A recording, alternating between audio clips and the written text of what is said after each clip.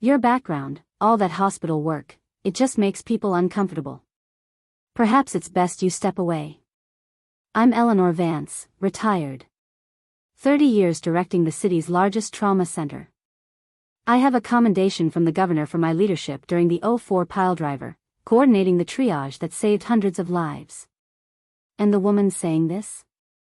My daughter's brand new mother-in-law, right at the wedding reception. But that insult was nothing, a mere sting compared to the blow that followed. My own daughter, Kelly, the child I raised, looked right at me in front of 150 witnesses and delivered the final, devastating remark. Mother, your checkbook was invited. You were not. Please leave. The daughter I had nurtured, supported, and sacrificed my own time for. She had just publicly severed our bond because her new, wealthy family found my decades in emergency medicine somehow distasteful. What they hadn't bothered to learn? I don't just sign donation checks. I hold influence. The kind of influence that could unravel their meticulously crafted social standing with a single, quiet conversation. You'll want to follow along closely, as I'm sharing this entire affair, and believe me, what transpired next is almost too astonishing to be believed. It all started 3 months ago when Kelly rang me, frantic, asking for help with her wedding. Mother, the Whitmores just pulled their half of the funding. We're going to have to cancel the entire thing. My daughter, my only child. Now a high-flying marketing executive, she'd kept her distance ever since her father and I separated 8 years prior. How much is the shortfall? $95,000.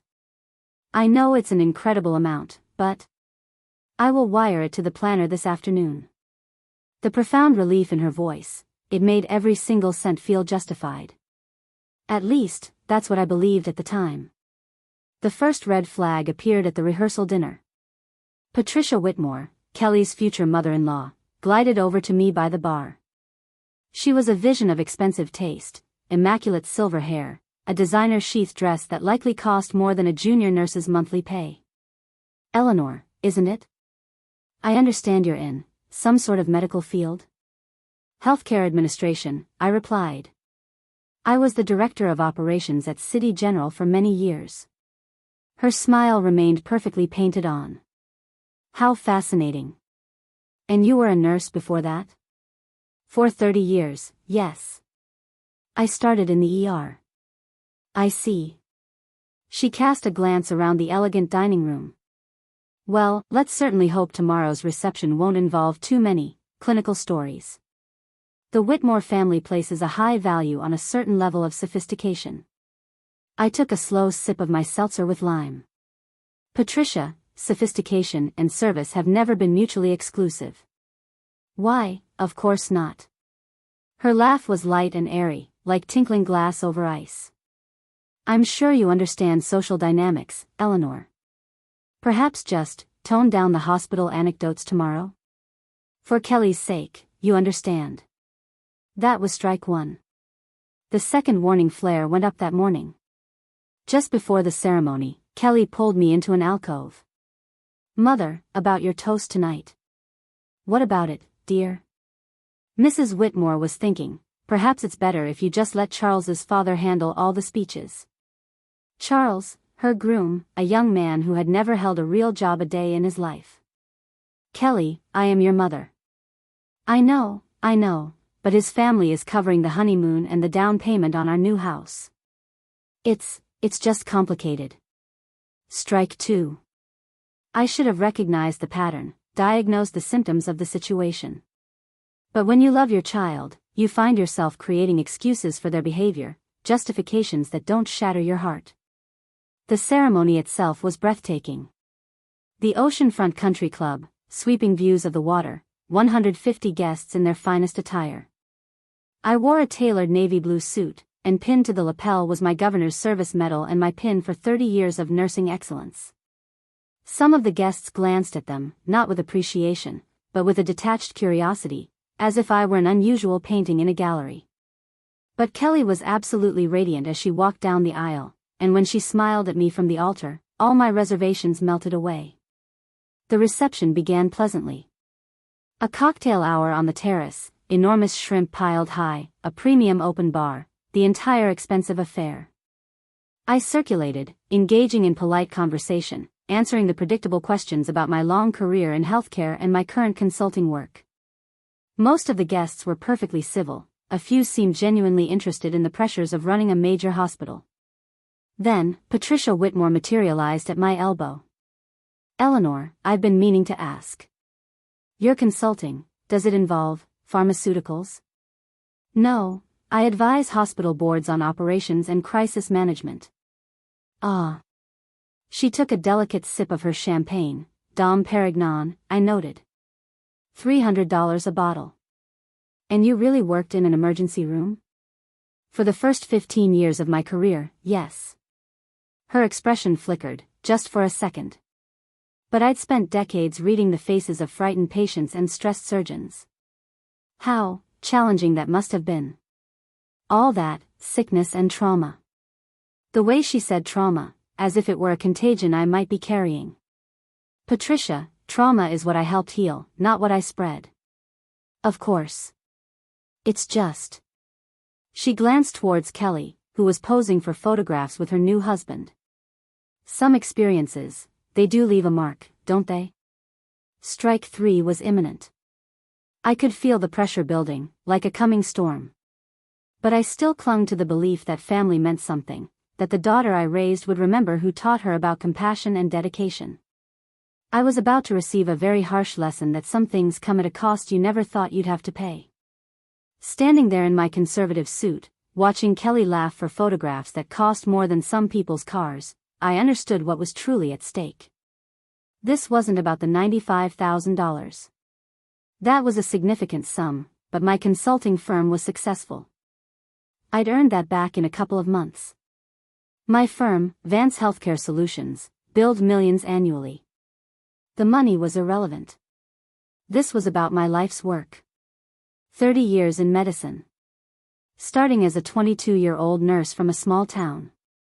Working my way up from night shifts in the ER, to head nurse, to administration, and finally to hospital director. Leading teams of doctors and nurses through the most harrowing conditions imaginable. The '04 piledriver crash. A 30-car catastrophe. I still remember the ringing in my ears from the alarms, coordinating triage in the ambulance bay for 48 hours straight. We didn't lose a single patient who made it through our doors. My governor's commendation wasn't just a plaque, it was proof that some things, like saving a life, matter more than your own exhaustion. Building my consulting firm from scratch after retiring from the hospital. Hospital boards needed someone who understood both patient care requirements and complex budgets. Someone who had actually been in the trenches and knew which systems worked under extreme pressure. 8 years of building a reputation. Contacts at every major healthcare network. Corporate partnerships. The respect of the doctors and nurses I had worked alongside for decades. All of that was represented in this room. My reputation, my standing in both the medical and business communities. Doctors who had flown in for Kelly's wedding, healthcare executives who had watched me build something from nothing.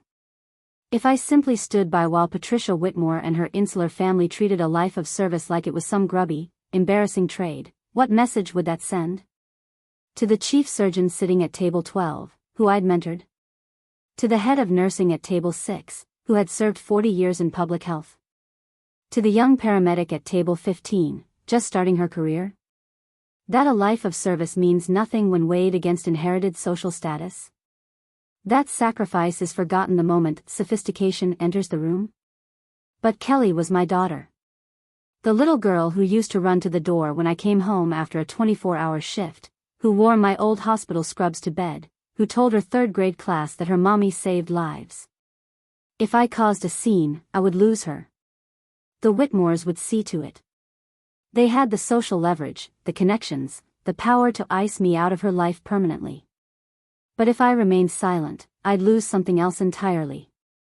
Something I had spent 30 years earning and 8 years reinforcing. My integrity. The weight of that decision sat as heavily as the responsibility I'd carried my whole career. Some situations you manage by direct intervention, others you win by choosing the precise moment to act. I just needed to determine which kind of crisis this was going to be. The answer presented itself far sooner than I expected. Dinner service commenced at 7:30 p.m. Filet mignon, lobster tail, side dishes that cost more per person than a family's weekly grocery budget. I was seated at the main parents' table, directly across from the Whitmores. Patricia's husband, Charles Sr., was holding court with anecdotes about his yacht club and recent golf tournament. His definition of struggle was deciding between their Martha's Vineyard estate and the Aspen condo for the holidays. "Eleanor," he said, as the second course was served. "Patricia mentioned you're in the medical consulting business." "Private nursing?" "Healthcare administration," I corrected gently. "We help hospital boards streamline operations." "Interesting." He cut his fillet with practiced precision. "Must be quite a change from your hospital days." "Different setting, same principles." Patricia leaned in, her eyes gleaming. "What sort of principles?" "Here it comes," I thought. "Integrity. Accountability. Patient first, always." How admirable. Her tone was anything but. Though I imagine polite society requires a more nuanced approach.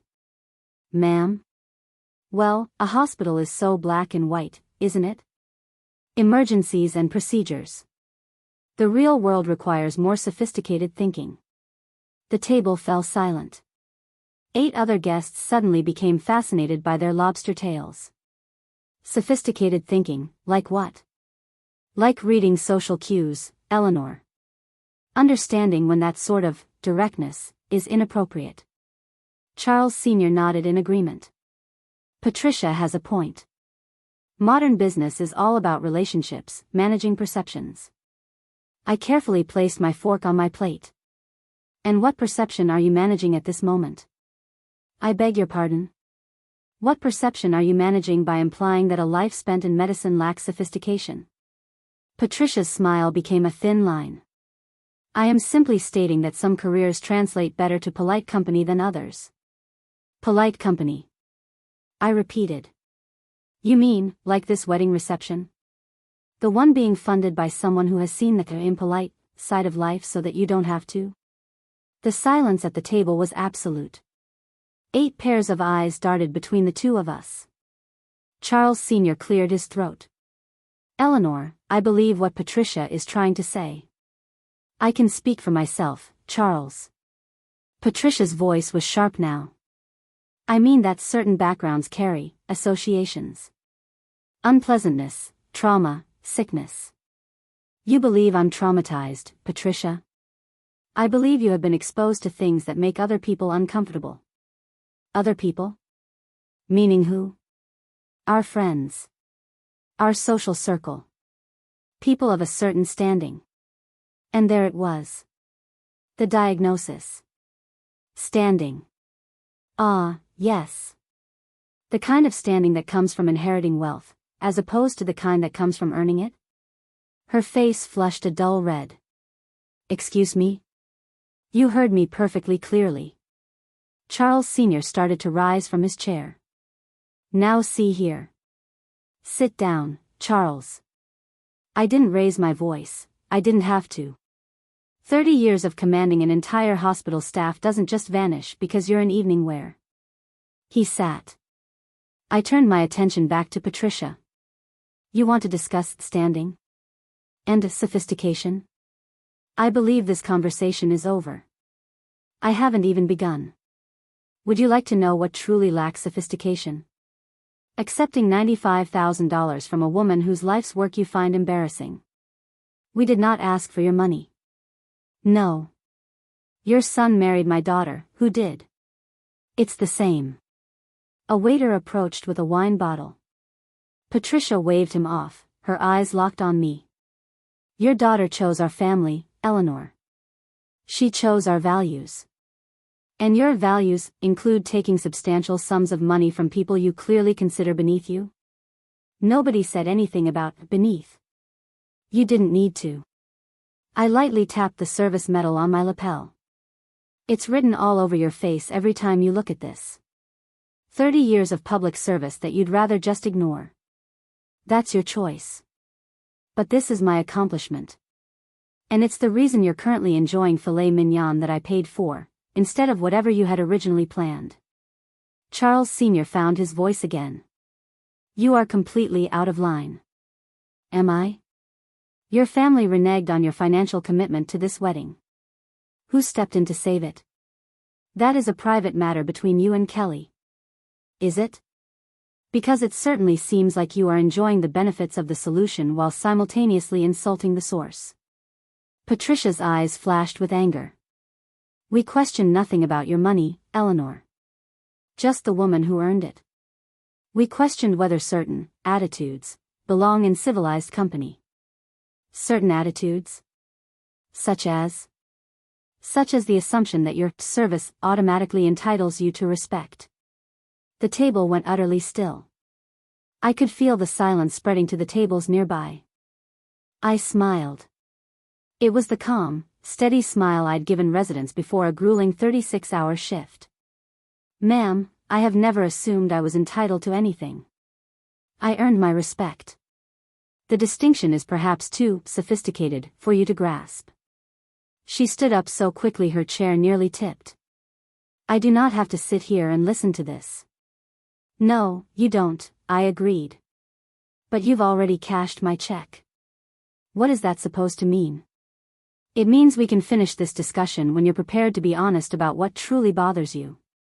And what is that? I rose slowly from my chair, my posture straight, my voice as calm and clear as a diagnosis. That your entire, precious social world is, at this very moment, dependent on the generosity of a woman you despise. And deep down, you know it. Patricia Whitmore stared at me, her face pale, for a full 10 seconds. Then, without a word, she turned and walked briskly toward the ladies' lounge. Charles Sr. made a move to follow her. I held up a single hand. She will be back. People of her particular temperament always return. He hesitated, then slowly sank back into his chair. The rest of the table suddenly resumed eating, but I could feel the tension radiating through the ballroom. This was not over.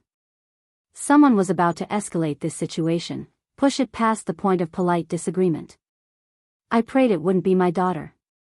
Patricia returned 15 minutes later, her composure restored, lipstick freshly applied, clearly ready for another round. But the atmosphere in the room had changed. I observed it in the movements of the staff. They were more purposeful, more alert, as if monitoring the situation. The banquet captain, an older gentleman with a distinctly disciplined posture, approached our table. Director Vance? Is everything satisfactory this evening?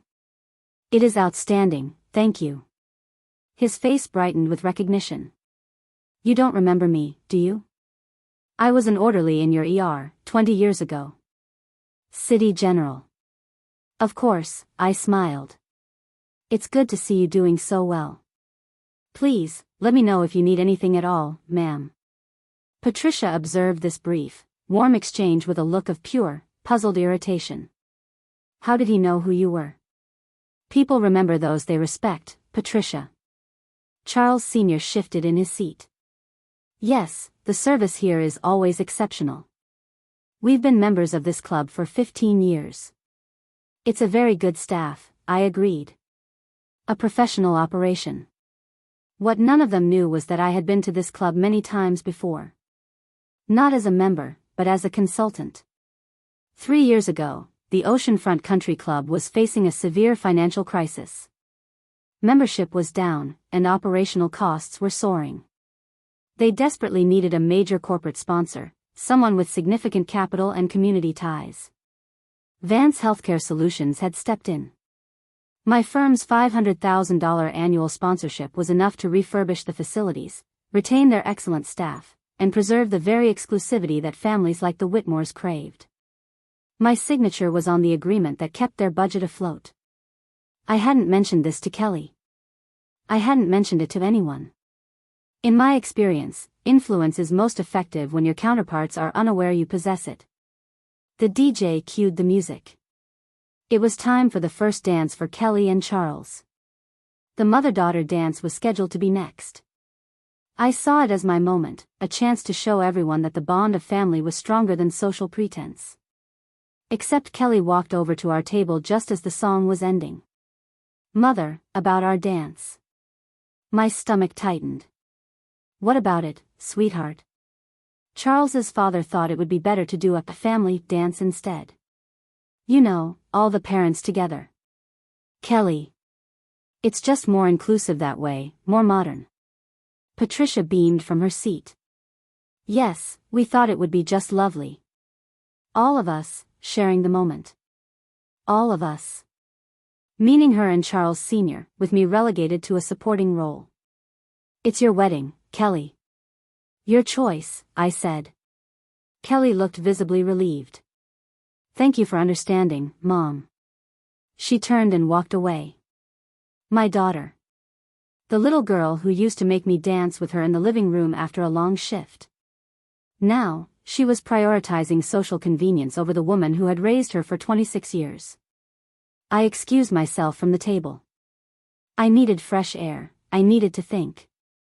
The terrace was quiet, overlooking the dark ocean.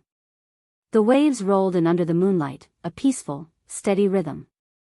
It was the kind of view that reminded you that some things are far more important than a moment of public humiliation. "Director Vance?" I turned. A young woman in a dark suit stood there, professional, with the kind of quiet alertness I recognized instantly. "Ma'am, I'm Maria Thompson. I'm running the security detail tonight." "Security detail?" "Yes, ma'am. A 5-person team. The club's insurance insists on professional security for any event with over 100 guests. We're all EMT certified." "I see. Ma'am, I just wanted to say, it's an honor to be working an event you're attending. Word gets around in the local healthcare community." "What word is that, Ms. Thompson?" "That you've always taken care of your people. That Vance Healthcare Solutions prioritizes hiring former nurses, paramedics, and corpsmen, giving them real opportunities after they leave the floor." I nodded. "Good people deserve good work." "Yes, ma'am. I also just wanted to mention, my team and I are fully aware of your firm's corporate sponsorship of the club. Management briefed us on all the VIP protocols." "VIP protocols?" "For major sponsors and board members, ma'am. There are different security and access considerations." "Interesting. And how many people are aware of that sponsorship?" "Just the senior management and the security leads, ma'am. The club's policy is to keep all financial arrangements strictly confidential." "A very good policy." "Yes, ma'am. In any case, it's a beautiful wedding. Your daughter looks very happy." "Happy?" Yes, she looked happy. Happy enough to erase her own mother from one of the most traditional moments of a wedding. Happy enough to choose her new family's social comfort over her mother's dignity. "Thank you, Miss Thompson. You have a good evening." "You too, ma'am." She walked away. She was professional, respectful, the kind of young woman who understood that integrity wasn't something you negotiated. Unlike some people. I gazed back through the glass doors at the reception. I could see Patricia holding court at the table, Charles Sr. laughing heartily at something she'd said. Both of them were blissfully, completely unaware that their comfortable, exclusive evening was about to become extremely educational, that family dance was an unmitigated disaster. Not the steps, not the song, those were perfectly fine. The disaster was in the dynamic.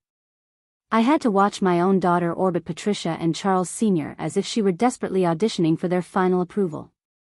They commanded the center of the dance floor, and Kelly and Charles mirrored their movements. I was paired off with Charles's aunt, a pleasant enough woman who had clearly been given the task of keeping me occupied. When the music stopped, the room filled with applause. Cameras flashed incessantly. The photographer, a sharp-eyed woman I'd seen documenting every single detail, captured the tableau. But I was not in the central photographs. Kelly had angled herself, almost instinctively, so that all the primary shots featured her flanked by the Whitmores. Her mother was merely part of the background. The message could not have been clearer. Charles Sr. then took the microphone for the official toasts. He spoke for 5 minutes about family traditions and the bright future ahead, which earned polite applause. Patricia followed him. She gave another 5-minute speech about how thrilled they were for Kelly to join their family and carry forward the Whitmore values. This received even more applause. Finally, Kelly herself spoke.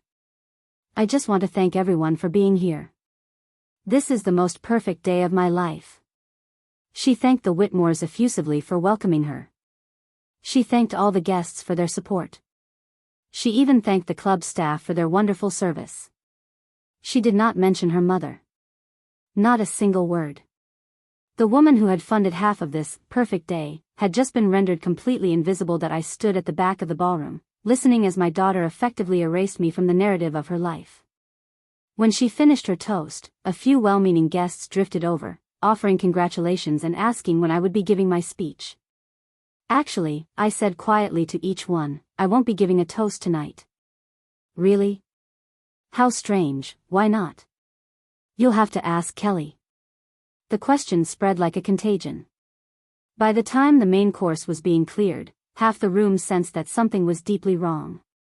That's when Patricia made her move, finding me at the bar. I was on my second seltzer with lime, not intoxicated, just exhausted from maintaining a facade of pleasantry. "Eleanor," she began, "I think we need to clear the air." "Do we?" "Yes. I'm concerned about your energy this evening." "My energy?" "You seem very agitated. Almost emotional." The bartender, a young woman whose efficient posture I'd noted earlier, continued polishing a glass. But she was listening.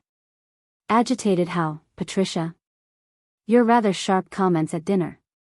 Your clear displeasure during the family dance. Some of our guests are becoming uncomfortable." "Which guests?" "Oh, several people have mentioned it." "Names?" "I don't think that's, give me their names, Patricia." "Who, specifically, feels uncomfortable right now?" Her perfect composure cracked, just a fraction. "It isn't about specific individuals. It's about the overall atmosphere. The atmosphere created by a mother attending her only daughter's wedding. The atmosphere created by someone who seems unhappy about arrangements that were made for everyone's benefit." "Everyone's benefit?" "Yes, for the families. For Kelly's new family." There it was. The insult was delivered so smoothly I almost didn't feel it go in. Kelly's new family. And what about her old one? Patricia glanced around the bar. We were drawing an audience. Good. "Eleanor, you are obviously feeling excluded." "I'm feeling erased." "That's not, it is precisely what is happening, and you are the one orchestrating it." Her voice dropped to a conspiratorial whisper. "I am trying to help Kelly transition into a new phase of her life. By cutting out the person who got her to this point. By helping her understand what her new position in our family requires. Which is maintaining the appropriate relationships with the appropriate people." The bartender stopped polishing. Two nearby conversations abruptly paused. Appropriate people. Yes. People like us. People who share similar values and social expectations. And I don't? You have different experiences. A different perspective on how to handle delicate social situations. Social situations like this wedding. Social situations like any gathering where behavior and appearances matter. I set my glass down on the marble bar. "Patricia, let me ask you a question." "What?" "Do you think I am stupid?" I think you are missing the subtleties of the situation. Do you think I am too unsophisticated to understand what you are really saying?" She drew herself up. "I think you are taking this far too personally, when it is simply about Kelly's future. A future that doesn't include her mother. A future with people who can help her achieve her goals." "And what goals are those?" "Social advancement. The right business connections. The kind of network that opens certain doors. Doors that stay closed to people like me. Doors that stay closed to people who don't understand the rules. The room was quieter now. More people were listening, sensing the confrontation. What rules, Patricia? The rules of polite society. Such as, knowing when your very presence might be creating tension for others. Others meaning the people who matter to Kelly's success. And I don't matter.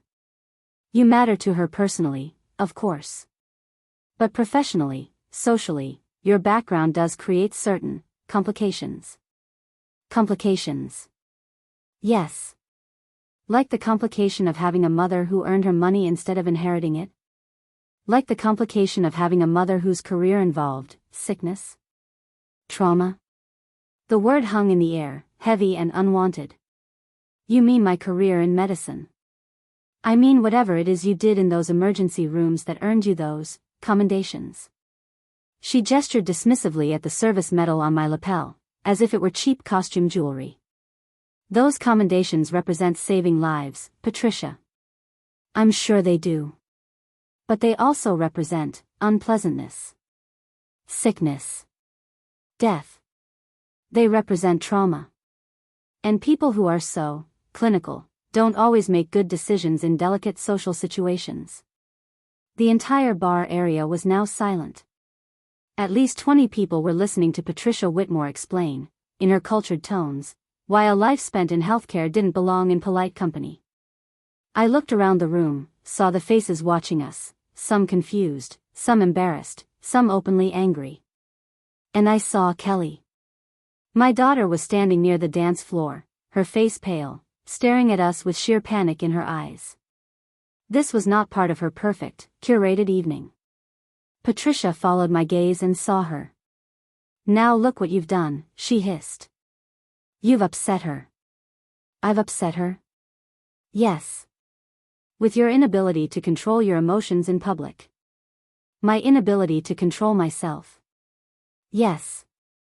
Patricia, let me explain something to you. What? If I were unable to control myself, this conversation would have ended very differently. Her eyes widened slightly. Are you threatening me? I am explaining the difference between choosing restraint and lacking options. A distinction you seem unable to make. I don't understand. You will. Kelly rushed over to us, her face flushed and voice shaking. Mother, what is going on? I looked at my daughter. The little girl who used to beg for bedtime stories about the hospital, who wore my old stethoscope for show and tell, who promised she would always be proud of her mother. Ask your mother-in-law, I said. Patricia. Patricia's composure was fracturing. Your mother is having difficulty accepting the new family dynamics, dear. What new family dynamics? The reality that you're a Whitmore now. You have different social obligations. Kelly's face went blank as she processed the words, the meaning. Then she looked at me, and in that instant, I saw her make the choice. Mother, maybe you should go. The entire room went dead quiet. Kelly, you are embarrassing me. You're embarrassing us. This is my wedding day, and you're making it about you. I am making it about respect, Kelly. No, you're making it about your ego. Your need to be the center of attention. Your inability to let me have one perfect day. She was choosing them. In front of everyone. My daughter was choosing the Whitmores over the woman who had raised her, supported her, and paid for the very dress she was wearing. Kelly, do you have any idea what this evening cost? It cost $95,000, and now you're using that to control me. I am not controlling, yes, you are. You're trying to force people to respect you just because you paid for things. Behind my daughter's shoulder, Patricia smiled. A small, tight smile of victory.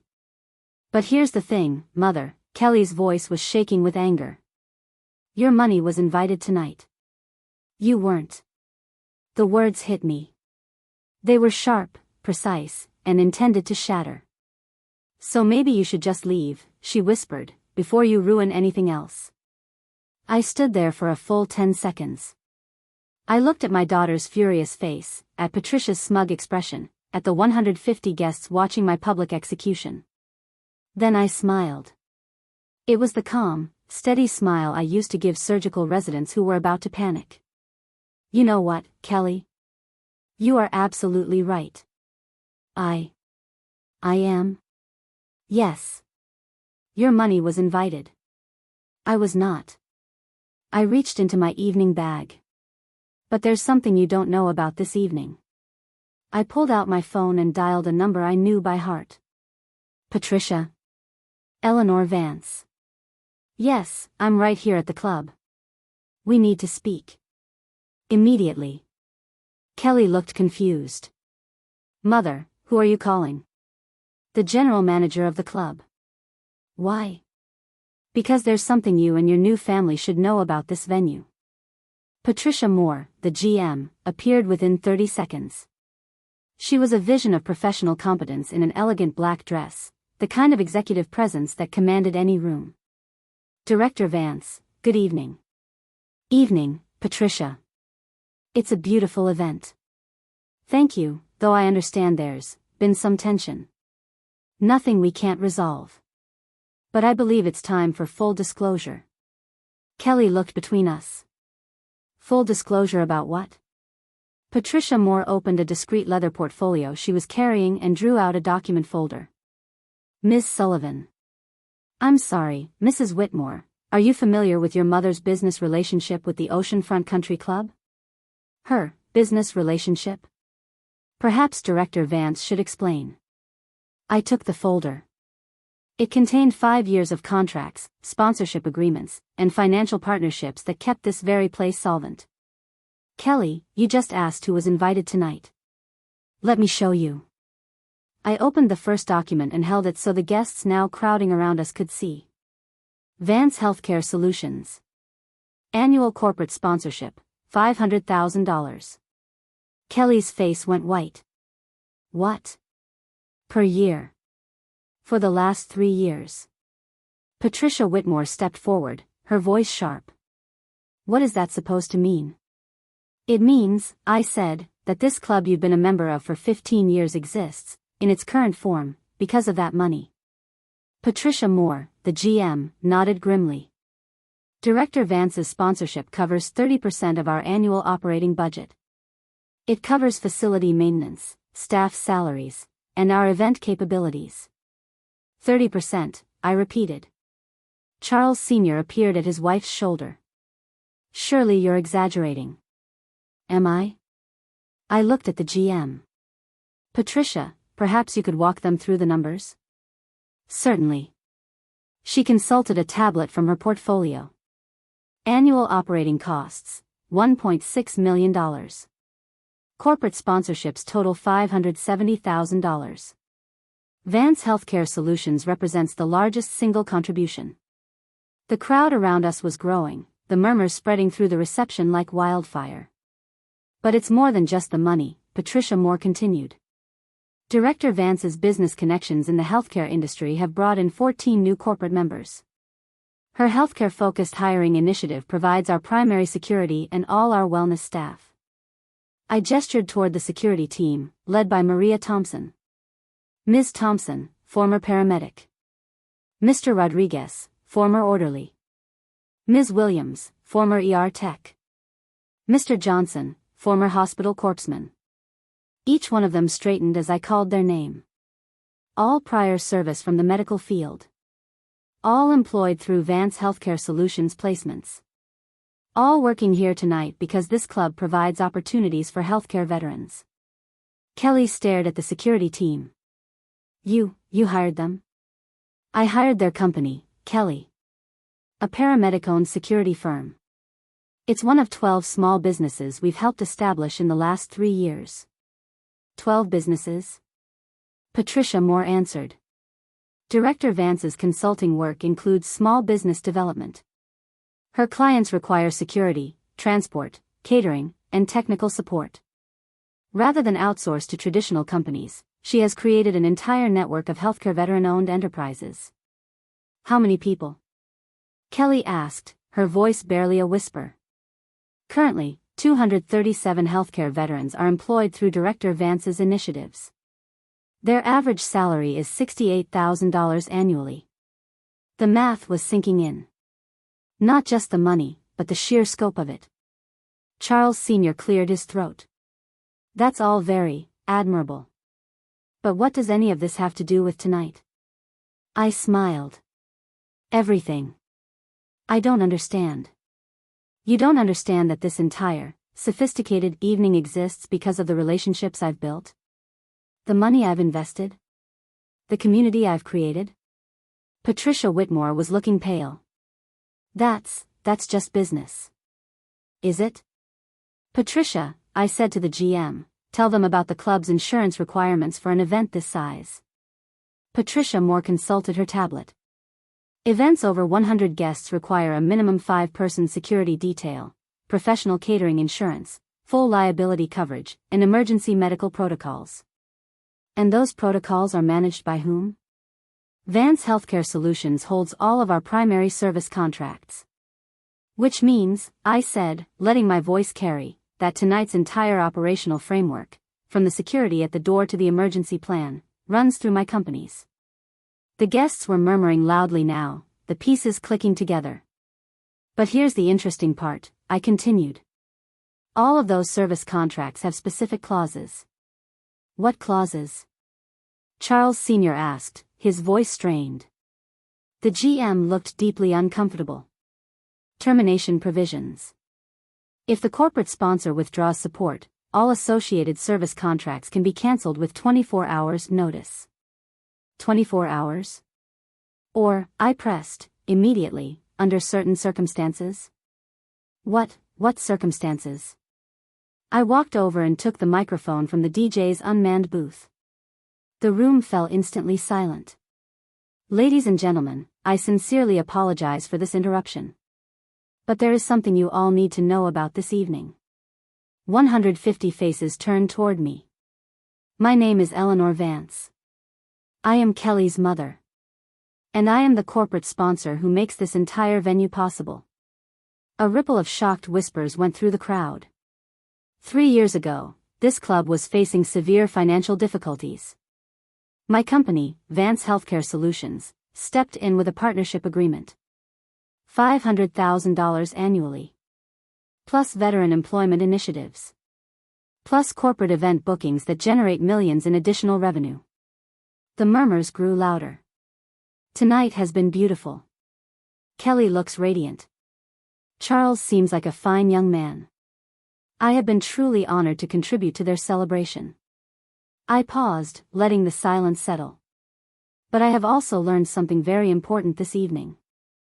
I've learned that some people, sophisticated people, believe that a life spent in medicine and public service disqualifies one from polite society. That our life's work is an embarrassment. That our money is welcome, but our presence is not. You could have heard a pin drop. So, I am going to honor that preference. Kelly stepped forward, her eyes wide with dawning horror. Mother, what are you doing? I'm leaving, Kelly. Just as you requested. Mother, wait, but since my money was invited, and I was not. I will be taking my money with me. I handed the signed termination documents to Patricia Moore. Effective immediately, Vance Healthcare Solutions withdraws all financial support from the Oceanfront Country Club. All sponsorship agreements are terminated. All service contracts are cancelled. All employment partnerships are dissolved. The general manager's face went ashen. Director Vance. Eleanor, please, reconsider. Ms. Thompson. I called to the security lead. Yes, ma'am. Redeploy your team. We are executing an immediate withdrawal. Understood, ma'am. The 5 security officers moved with a quiet, professional precision. No drama. Just efficient extraction. Patricia Whitmore finally found her voice. You can't do this. Ma'am, I am not doing anything. I am simply honoring your wishes. I'm leaving. Unfortunately, the club will now have to find new sponsorship. And new security. And new service partners. Charles Sr. stepped forward, his face mottled. This is ridiculous. All over a simple misunderstanding. A misunderstanding? I replied. You call this disrespect for a life of service a misunderstanding? For the sacrifices made by better people than you will ever have the privilege to meet? Kelly grabbed my arm. Mother, you are overreacting. Am I? Kelly, your new mother-in-law just spent 20 minutes explaining to me why my background, my life, makes civilized people uncomfortable. And she did it in front of a room full of people who depend on the businesses I've built for their livelihoods. The crowd was buzzing, angry conversations breaking out at every table. And you, Kelly, you sided with her. I was just trying to keep the peace. You were choosing social advancement over your own mother. That's not, Kelly, look around this room. See the staff? The security? The infrastructure that made your perfect day possible? Every single bit of it exists because people like me created opportunities for people like them. I gestured to the security team, now positioned by the exits. These people served their communities, came home to find different paths, and found meaningful work through these initiatives. They built new lives, families, and communities. The photographer was documenting every second, her flash firing, capturing the entire scene. But according to your new family, their work, my work, is an embarrassment to polite people. Our presence makes sophisticated guests uncomfortable. Patricia Whitmore tried to interrupt. I never said, ma'am, you said exactly what you meant. And now, you all get exactly what you asked for. I turned to the general manager, Patricia Moore. All contracts terminate at midnight. Your staff has until then to make alternative arrangements. The security withdrawal is effective immediately. Patricia Moore nodded, her face grim. Understood, Director. Though I truly hope you'll reconsider. Ma'am, some decisions cannot be reconsidered. I looked back at Kelly. My daughter, standing frozen in her $10,000 dress, finally understanding the choice she had made. You wanted your mother gone. Your mother is gone. But so is everything she built here. Mother, please. You made your choice, Kelly. In front of 150 witnesses. Now, you will live with the consequences. I turned to address the entire room one last time. Ladies and gentlemen, thank you for attending Kelly's wedding. I truly hope you've enjoyed this evening, because it represents the last event of this kind that this venue will be able to host. The room erupted. Ms. Thompson, are we ready? Ready, ma'am. Execute withdrawal. The security team formed up, professional and precise. Director Vance. Patricia Moore called out, her voice desperate. What about the remaining events? The anniversary gala next weekend? The corporate dinner on Thursday? Cancelled. The healthcare staffed catering company won't be available. Neither will the security services. But, we have contracts. You had contracts. With companies that have a zero-tolerance policy for organizations that disrespect a life of service. The photographer stepped forward, her camera lowered. Director Vance? Diana Brooks, Hampton Roads Healthcare Times. Would you be willing to comment on tonight's events? The Healthcare Times. Of course. The entire local medical community would hear about this within hours. Ms. Brooks, I would simply say that respect is earned, not purchased. And some prices are far too high to pay. Even for family, she asked. Especially for family. Family should be the one place where respect is unconditional. Kelly pushed through the stunned guests. Mother, wait. We can fix this. Fix what, Kelly? The fact that you are ashamed of the woman who raised you? The fact that your new family finds my life's work embarrassing? They don't. Not really.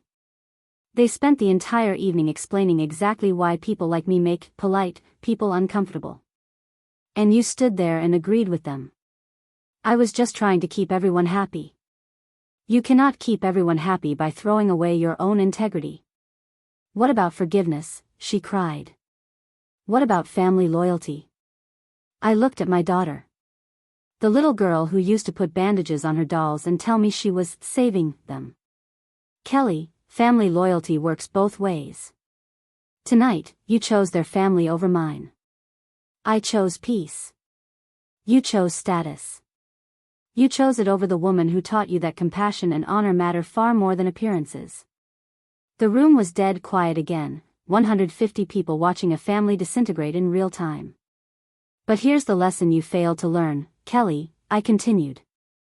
Status that is built on disrespecting others doesn't last. It crumbles the very moment someone stops enabling it. I reached into my bag and pulled out a single white envelope. What's this? She asked, her voice small. A wedding gift, I said. A check for $50,000. For your house down payment. She opened the envelope and stared at the amount. Mother, I can't. Yes, you can, I replied. Because unlike the Whitmores, I don't withdraw my support simply to punish people. Then why? Because a gift doesn't obligate you to respect the person who gave it. But it should, at the very least, prevent you from publicly disrespecting them. I turned toward the exit. The security team, led by Ms. Thompson, formed a professional escort. Ms. Thompson? Ma'am? Please ensure this withdrawal is fully documented. I want a full report sent to the entire healthcare business community. Our clients and partners need to know which venues support healthcare veteran enterprises. Understood, ma'am. As we reached the ballroom doors, Patricia Whitmore's voice rang out, sharp and furious. Eleanor. You are being childish. I stopped and turned back to face her. No, Patricia. I am being decisive. There is a significant difference. Over what? Your wounded pride? Over earned respect, I said. It's a concept you'll have plenty of time to understand when you're scrambling to replace $500,000 in annual revenue. The very last thing I heard as the doors closed behind me was Kelly calling out, Mother. But some decisions are final. The parking lot felt like a different world. It was quiet, with a cool ocean breeze. The stars were visible despite the city lights. It was the kind of peace that settles in after making a difficult, but necessary, decision. Ms. Thompson approached as I reached my car. Ma'am, the team is redeployed. The perimeter is secure. What is the status of the venue's security? The club manager is scrambling. They're trying to call Hampton Security Services for emergency coverage. Hamptons. Isn't that veteran-owned? Yes, ma'am. Run by Marcus Rodriguez, a former EMT. He will likely decline the contract once word of this spreads. And the word will spread. Ma'am, that reporter, Diana Brooks? She wasn't just taking photos. She was recording audio. This is going to be a major feature story. In the Healthcare Times, I murmured. It has a circulation of 20,000 among active medical professionals and veterans, plus a massive online reach nationwide. Timeline for publication? Brooks mentioned she's running it by Sunday. Country club confrontation, when medical service meets social status. Something to that effect. Sunday. 2 days. By Monday morning, every healthcare-affiliated business owner on the East Coast would know exactly what happened tonight. Ma'am? One of the other security members joined us. The club manager, Ms. Moore, is asking to speak with you again. I looked back at the venue. Through the large glass windows, I could see the chaos mounting. Guests were clustered in agitated groups. Staff were huddled with management. The Whitmores stood alone, surrounded by a few concerned friends. Tell her I am unavailable for any further discussion tonight. She is asking about reversal options, ma'am. Contract reinstatement. Negative. The withdrawal is permanent. Understood, ma'am. My phone buzzed. A text from Kelly. Mother, please come back. We need to talk. I showed the message to Ms. Thompson. What's your assessment of this, Maria? Ma'am, respectfully, that ship has sailed. She made her choice in front of 150 witnesses. Agreed. Another text came through. Patricia apologized. She didn't mean it the way it sounded. And another. The club manager says they need your contracts. People will lose their jobs. I sighed. What about the job losses, Ms. Thompson? Ma'am, apologies that only appear after the consequences have arrived aren't apologies. They're damage control. As for the jobs, those jobs exist because you created them. If the venue doesn't respect the people who built those opportunities, it doesn't deserve to be supported by them. It was sound logic. Clinical logic. Triage. You focus on the viable, not the source of the injury. But Kelly was my daughter. I took the phone back and typed a reply. Kelly, some lessons cost more than others. This one cost you a mother and it cost the club $500,000 annually. Choose your next words very carefully. I hit send. The response was immediate. That's not fair. I was just trying to keep everyone happy. I typed again. Fair would have been you defending the woman who raised you, instead of appeasing people who find a life of service embarrassing. They don't really think that. They said it, Kelly. Out loud. In front of witnesses. And you agreed with them. I was trying to prevent a scene. Kelly, preventing a scene by sacrificing your principles isn't maturity. It's cowardice. 3 minutes of silence passed. Then, a new text. What do you want from me? The question hung on the screen. What did I want from her? An apology? It was too late for that. Recognition? She would learn that when the bills arrived. I typed carefully. I want you to understand that actions have consequences. You chose social acceptance over family loyalty. That choice comes with a price. What price? The price of learning that respect based on money isn't respect.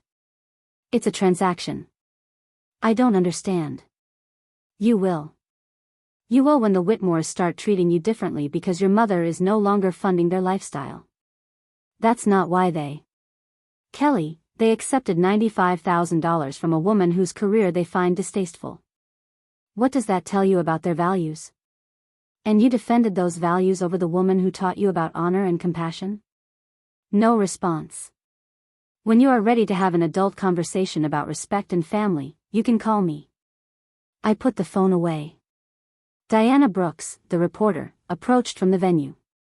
Her recording device was clearly visible. Director Vance? Could I ask a few follow-up questions? Ms. Brooks? What message do you hope tonight's events send to the healthcare community? I thought for a moment. That respect isn't negotiable. That a life of service deserves recognition, not an apology. And that healthcare-affiliated businesses should support organizations that value our contributions. And the message to your daughter? That some prices are too high to pay for social acceptance. Even family acceptance? Especially family acceptance. Family should be the one place your worth is never questioned. Will you two reconcile? That, I said, depends entirely on whether she understands what she truly sacrificed tonight. Which was? The relationship with the one person who has always loved her unconditionally. Brooks nodded. Thank you, Director. Ma'am. She headed back toward the venue, her story already being written. By Sunday, the entire healthcare community would know about the Oceanfront Country Club's position on medical service. Ms. Thompson approached one last time. Ma'am, the team is ready for departure. Your orders? Dismissed. Outstanding work tonight, all of you. Thank you, ma'am. And, ma'am? Yes? Speaking for the whole team, what you did in there, it took real courage. You stood up for all of us. Maria, I said, we've all faced worse than social disapproval in an ER. Yes, ma'am, she said quietly. But usually not from our own family. She was right. A medical crisis was honest. This betrayal cut far deeper. Thompson. ma'am. Make sure Mr. Rodriguez gets that emergency security contract, even if he initially declines. His company needs the business. Will do, ma'am. Anything else? I looked back at the club one last time. Through the windows, I could see Kelly, standing utterly alone near the empty dance floor. Her perfect, sophisticated wedding had become a harsh lesson in consequences. Some lessons you teach, others must be learned. Tonight, we had all learned something. No, Miss Thompson. Our work here is done. Sunday morning, 6 a.m. My phone began ringing before my coffee had even finished brewing. Diana Brooks's article had hit the Healthcare Times website at midnight. 24 hours later, the community was responding. The first call was from Marcus Rodriguez, of Hampton Security. Director Vance, ma'am. I just read the Times article. I want you to know, Hampton stands with you. I appreciate that, Marcus. Ma'am, the Oceanfront Country Club called us yesterday, desperate for an emergency contract. I declined. Good call. The word is spreading through the healthcare business network. The Tidewater Medical Association has called an emergency meeting for Monday night. They want your account of what happened. What's the purpose? A vote, ma'am. On recommending all healthcare-owned businesses avoid any contracts with organizations that disrespect medical service. The phone kept ringing. 23 calls by noon. Healthcare business owners, former colleagues, medical families, all expressing their support. But not one call from Kelly. Monday brought the inevitable consequences. Patricia Moore, the GM, called at 8 a.m. sharp. Director Vance, we urgently need to discuss restoring your contracts. There is nothing to discuss, Patricia. The termination is final. Ma'am, we are facing an operational crisis. Our security coverage failed all weekend. The emergency contractor costs are exceeding our monthly budget. That is not my problem. The anniversary party for Saturday was cancelled. The corporate dinner on Thursday is in jeopardy.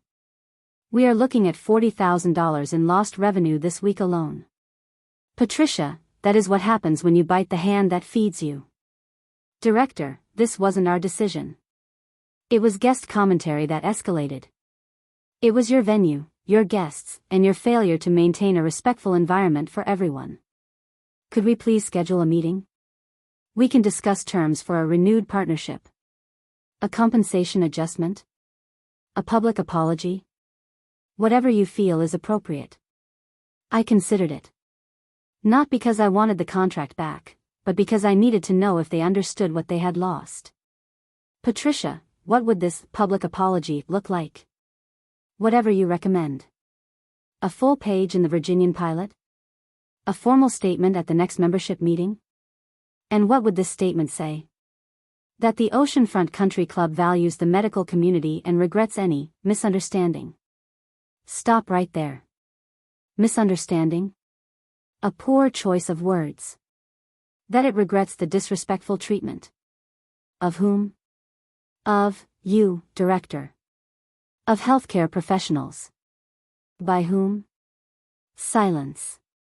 Patricia, who would be issuing this apology? The club's management, of course. And what about the Whitmore family? A much longer silence. That is a separate matter. Between the families. Is it?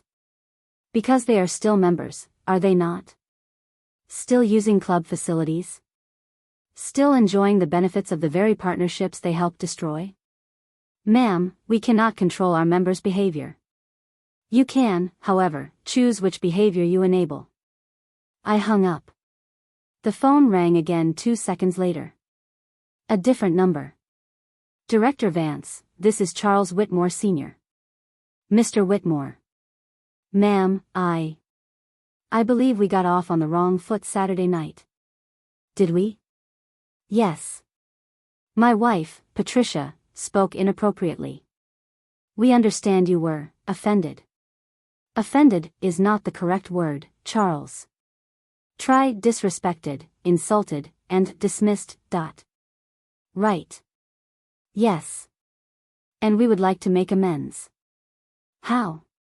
Well, this unfortunate situation with the club, it affects all of us. Perhaps we could discuss restoring your sponsorship. Why would you, personally, want that? Because your partnership benefits everyone. The club, the community. But not you. You don't benefit from my healthcare hiring initiatives. You don't need the club's financial stability. So, why do you care if my contracts are restored? A pause. Because Kelly is devastated. About the club situation? About losing her mother. There it was. The real diagnosis. Mr. Whitmore, Kelly did not lose her mother. She chose to disrespect her. She was just trying to navigate a difficult social situation. She was trying to impress your family by throwing hers under the bus. That's not, Charles, let me ask you, what did Patricia mean when she said my life in medicine involved trauma that made people like me unsuitable for polite company? She misspoke. She was nervous. She spoke with perfect clarity for 20 minutes about the unpleasantness of my background. She does not represent our family's views. She is your wife. She speaks for your social circle. And my daughter sided with her. Kelly was embarrassed by the woman who raised her, paid for her wedding, and created the very business relationships that made her perfect evening possible. Can't we just move past this? Move past what? The betrayal? The public humiliation? Move past the misunderstanding and rebuild the family. Charles, there was no misunderstanding. Your family made it clear that my life's work is an embarrassment. Kelly agreed. Now you want to pretend it never happened, simply because there are financial consequences. What would it take to fix this? It cannot be fixed. Everything can be fixed, Eleanor. Some things cannot be unsaid, Charles. Some choices cannot be undone. I hung up, Wednesday evening, 7:30 p.m. The Tidewater Medical Association meeting. The hall was packed. 87 healthcare-affiliated business owners were in attendance. Diana Brooks was there, of course, for the follow-up story. The chairwoman, Dr. Sarah Mitchell, called the meeting to order. We are here to discuss the incident at the Oceanfront Country Club. Director Vance, would you brief the membership? I kept it clinical. Factual. The timeline of events. The specific comments made about medical service being unpleasant and traumatic. Kelly's public choice. The subsequent contract terminations. The questions were sharp. Are other venues expressing similar attitudes? Unknown. This is the first time I have experienced it so directly. What's the impact on healthcare veteran employment? The immediate loss was 43 jobs across security, catering, and maintenance contracts. What's the club's response? Damage control.